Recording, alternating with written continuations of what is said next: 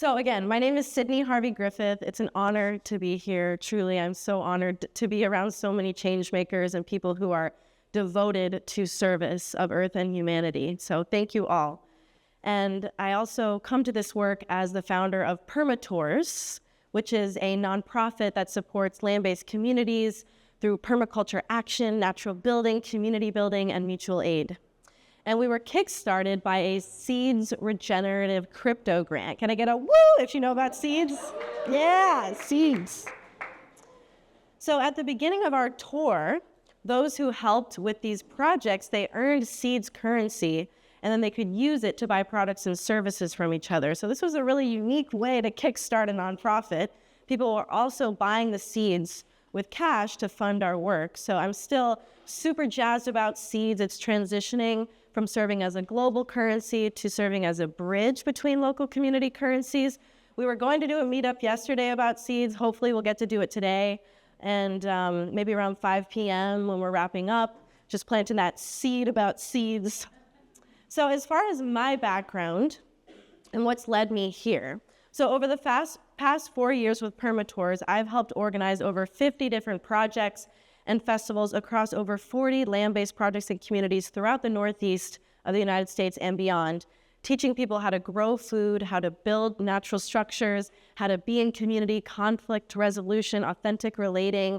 And there's been a lot of singing and dancing around the campfire and howling at the moon as well. Just gotta say, if anyone is a fan of the rainbow gatherings, that's a big part of what grounds the culture and nature of our work.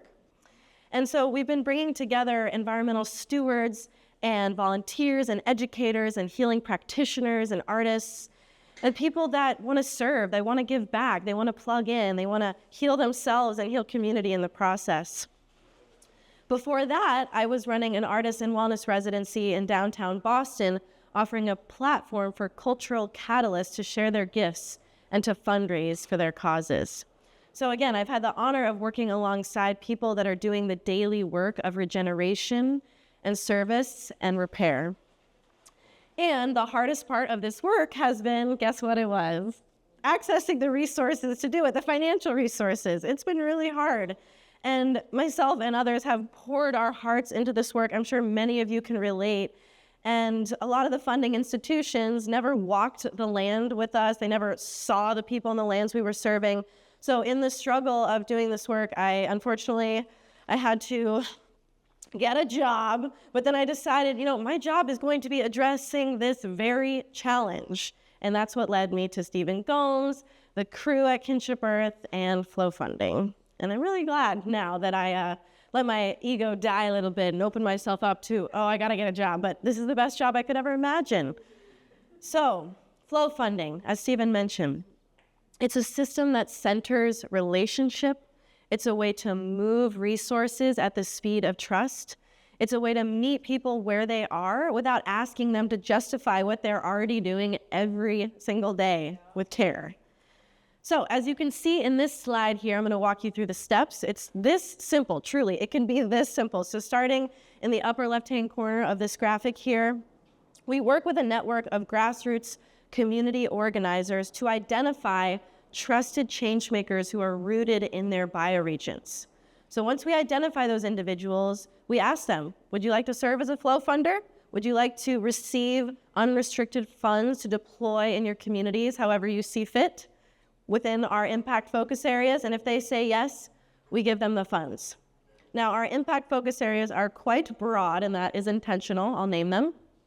Indigenous rights and land rematriation efforts, food sovereignty, food security, housing security initiatives, social justice and economic equity, disaster preparedness and release, and advancements in ecosystem and human health.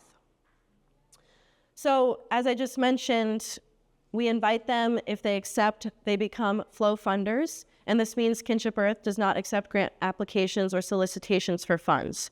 Next, in step 2, we invite our flow funders to deploy those funds, and then after their 1-year term in step 3, we invite them to share their stories of impact.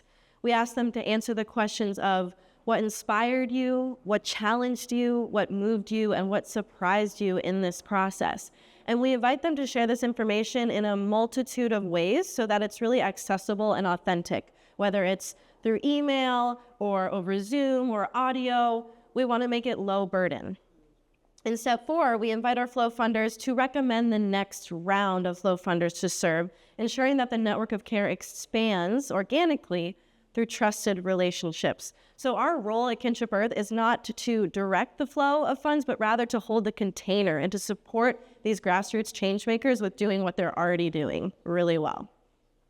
And speaking of containers, we have a community of practice. We bring together our flow funders, our team, our funders themselves to a shared conversation. And the intention here is to listen and reflect and learn together. And as I'm sure many of you are familiar, this is pretty rare in the world of philanthropy, and I'm really grateful to be a part of this shared learning journey and asking our flow funders for feedback of how I'm doing as executive director. Excitingly and very relevant to this conference is that we're practicing bioregional flow funding, which means it's a model rooted in the understanding that regeneration is local, it's place-based, and it's relational. And we fund local leaders who are deeply embedded in their communities. So as, again, many of you I'm sure can agree, grassroots changemakers and grassroots organizing groups are the first responders to ecological, social, and economic crises, and we're directly resourcing them. That's one of the most effective and regenerative strategies we have. And so the real impact of our work isn't just the grants, but it's how communities get to move the resources in their own terms. They can respond faster if they need to, they can collaborate more deeply, and they can make decisions without asking for permission. So to support and document this shift, we're partnering with Spatial Network, a tool that helps flow funders map their impact, coordinate, and tell their stories to reduce the reporting burden. And we're really excited about exploring collaborations with other tech partners here that are at the conference. So a little bit about what we've done thus far. We launched our Flow Fund in August of last year. We've deployed $300,000 so far in unrestricted grants across 18 flow funders in over 12 bioregions. And to share a few examples, in South Dakota, a flow funder purchased a freeze dryer so Indigenous families could preserve fresh food and medicine year-round. In Asheville, North Carolina, a flow funder sent money to an organization providing direct support to those displaced and impacted by Hurricane Helene within days. And in Minnesota, funds supported an Indigenous community that was resisting a destructive mining operation that was about to threaten sacred water resources.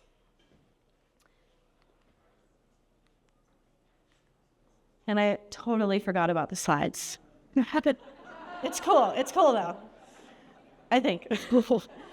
So speaking of bioregionalism, we're also striving to support collective decision-making and participatory grant-making at the bioregional scale. Can I get a woo if you're into that? Yeah, it's really cool. Also, Susan Davis used to do that a lot. Woo! If anyone knew her, so in her honor. So imagine a gathering where people rooted in place come together to move unrestricted capital based on collective insight, lived experience, and place-based priorities. So we see these bioregional congresses and gatherings as emergent governance bodies, spaces where grassroots leaders align around what their bioregions need most, and they make decisions together accordingly. So this is how we co-create governance as a practice of care, tapping into collective intelligence instead of control. And I'll say this, while this model of collective intelligence or decision-making is powerful, it is not always appropriate in moments of crisis, for example, like natural disasters or urgent community needs. Flow funders may need to act immediately, and congresses can slow down response time.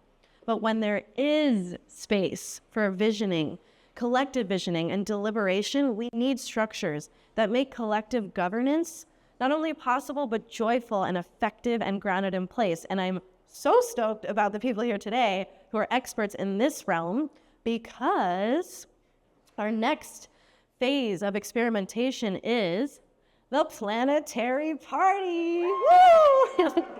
Yeah, I'm really jazzed about this. This is where my worlds are starting to converge and harmonize, and I feel like I'm walking that path, if you know what I'm saying. So we're preparing to cultivate the Planetary Party, a replicable bioregional gathering that weaves together cultural celebration, hands-on regenerative permaculture action, systems mapping, data collection, and participatory funding. Who wants to do this in partnership with us? Yeah, that's what I'm saying, right? Like, who doesn't want to party for the planet? So each gathering, the intention is for it to serve as a real-time moment of sense-making, where grassroots leaders come together to surface needs and map resources and move capital collectively. So we'll come together to ask the core questions, working with the locals, asking the locals, inviting the locals. How do we align?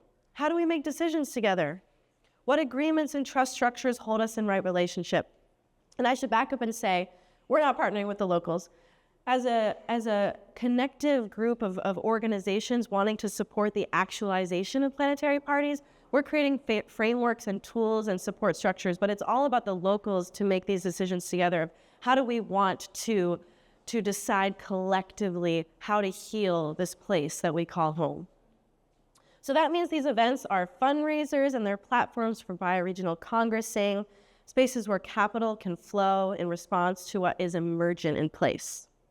And our idea is for each gathering to build trust and alignment and to seed this shared vision that I think many of us have here of bioregional flow funds. So this means we're piloting a model where each bioregion can develop its own unique flow funding organization rooted in place and connected across a larger regenerative network. So it's a model to plug into. It can plug into aligned existing events that have momentum. It can amplify local efforts. And the intention is also for it to center Indigenous wisdom. So we're currently exploring several opportunities to pilot this gathering, including as early as August, and we're actively seeking aligned hosts and collaborators who are ready to bring this vision to life, including those of you in the room. We cannot do this alone, my friends. This is a time of coalition building and coordinating. Can you feel it? Can you feel it? Like, this is the time. And I do not have the answers. Like, I am not an expert in this area, and I'm so happy to be meeting those of you who are. So this is an invitation. Join me. Let's make this happen. And I'm actively fundraising to pay thought leaders and experts in this realm so that we can co-create something that works. And again, no bioregion is the same, so it's going to be unique from place to place to place. And alongside these gatherings is the Flow Funding Playbook. So the intention with this playbook is for it to serve as a living, modularly published resource that's created with and for grassroots groups, and for it to be ever-evolving per feedback and input from across bioregions. This playbook will include tools and processes, templated agreements, legal and tax considerations, community of practice models, and real-world case studies to help bioregional-based grassroots groups create their own unique flow funds. So the hope here is to serve organizing hubs in creating flow funds that are grounded in their own context, because as we all know here, no two bioregions are the same. However, the principles of trust and place and flow can be adapted anywhere. Our goal is to really reduce the overhead, the time-intensive nature, the cost of creating flow funding foundations. And we're calling in contributions to the playbook from other flow funding practitioners, bioregional organizers, and other movers and shakers in this space so that this playbook reflects the diversity of what's already working in the field today.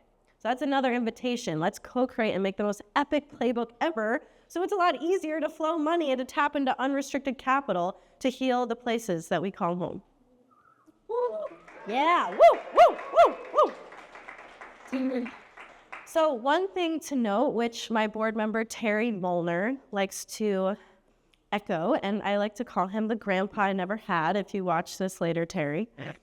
So one thing to note is that you don't need a foundation or a nonprofit to practice flow funding. So in the US, individual donors can give up to $19,000 per person per year as a personal gift with no reporting requirements for either party. So that means if you trust someone in your community who's doing meaningful work, you can financially support them directly today with no red tape if you stay within that $19,000 amount. So this is an invitation to rethink giving. If you're a person who has financial resources to give not as charity, but as relationship. And if you don't yet have those relationships with people doing the work on the ground and you want to share your financial resources, that's where you can work with groups like Regenerate Cascadia and Kinship Earth, because we can help you forge those relationships and we can create pathways for those resources to flow where they're needed. And I'll also note that although we are flowing dollars right now, we're very much inviting alternative assets, whether cars or crypto. So the goal is to support a wide spectrum of flow. So whatever you got, bring it on, let's go. As far as our forward trajectory goes, we're striving to scale this approach like the mycelial network. Deploying over 100 flow funding grants in the next 5 years is our goal, or more. Helping launch or further fund over 20 bioregional flow funds supported by the Planetary Party and our co-created playbook. And partnering with technologies, as I mentioned, to reduce the reporting burden and to illuminate the incredible power and impact of grassroots changemakers on the ground. So what does that mean here in Cascadia? The values that we've been emphasizing of bioregionalism and cooperation and healing and ecological thinking, they're alive and practiced here. Can you feel it? Yeah. So when paired with initiatives like BioFi's bioregional finance facilities, which is so cool, by the way, and Web3 accountability tools and grassroots coordination, flow funding can leave a living and breathing network of regenerative action and funds in real time.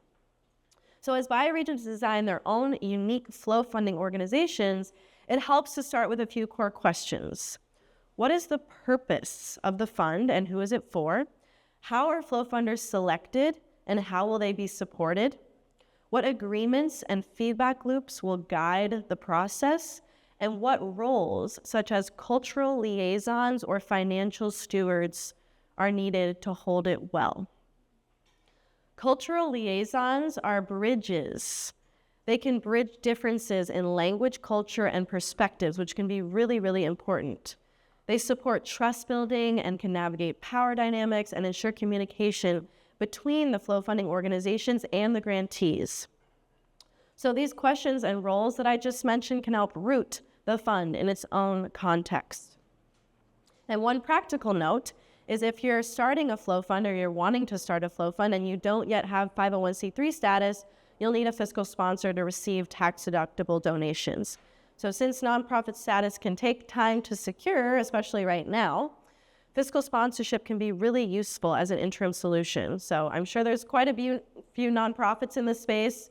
Definitely don't hesitate to reach out and ask for support with this fiscal sponsorship.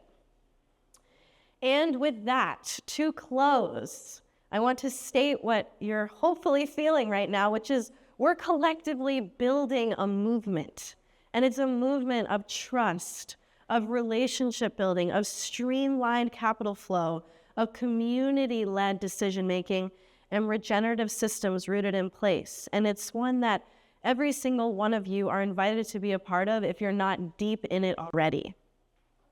Also, if you're an aligned funder, we invite you to donate, to partner with us, to support a bioregional flow fund, or to give funds directly to someone you know that's doing great work on the ground. If you're a community organizer or a grassroots leader, we want to help you build your flow fund.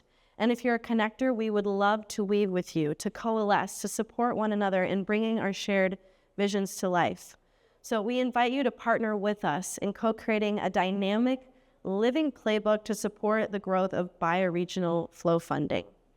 And we want help prototyping the Planetary Party and amplifying this movement. So please share, adapt, and flow with it. As far as our own flow funding goes, we invite you not to model it, but to adapt it and to share your learnings with us, to bring to life in your own bioregion what works for you.